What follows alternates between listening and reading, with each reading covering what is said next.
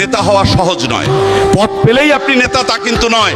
নেতা হতে হলে উদার হতে হবে, কর্মীদের ভাইয়ের মতো আগলে রাখতে জানতে হয়। অনেক বড় বড় পদধারী ব্যক্তিকে দেখেছি যাদের পদ চলে যাওয়ার পর তাদের পাশে আর কাউকেই দেখা যায়নি। বিপরীতে কারো কারো পদ নেই, কিন্তু তাদের পাশে অসংখ্য লোক থাকে, কারণ তারা জানেন কিভাবে ভালোবাসতে হয়, কাছে টানতে হয়। পদ আছে বলে আজ আপনার কাছে অনেকেই আসছে, তারা কিন্তু আপনার কাছে নয়, পদের কাছে আসেন, আসতে বাধ্য হচ্ছেন।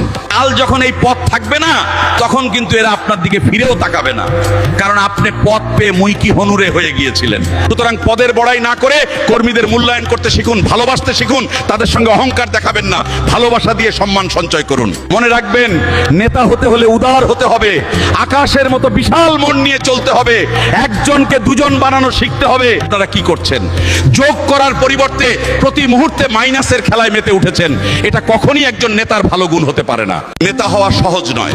পদ পেলেই আপনি নেতা তা কিন্তু নয়। নেতা হতে হলে উদার হতে হবে, কর্মীদের ভাইয়ের মতো আগলে রাখতে জানতে হয়। অনেক বড় বড় পদধারী ব্যক্তিকে দেখেছি যাদের পদ চলে যাওয়ার পর তাদের পাশে আর কাউকেই দেখা যায়নি। বিপরীতে কারো কারো পদ নেই, কিন্তু তাদের পাশে অসংখ্য লোক থাকে, কারণ তারা জানেন কিভাবে ভালোবাসতে হয়, কাছে টানতে হয়। পদ আছে বলে আজ আপনার কাছে অনেকেই আসছে, তারা কিন্তু আপনার কাছে নয়, পদের কাছে আসেন, আসতে বাধ্য হচ্ছেন।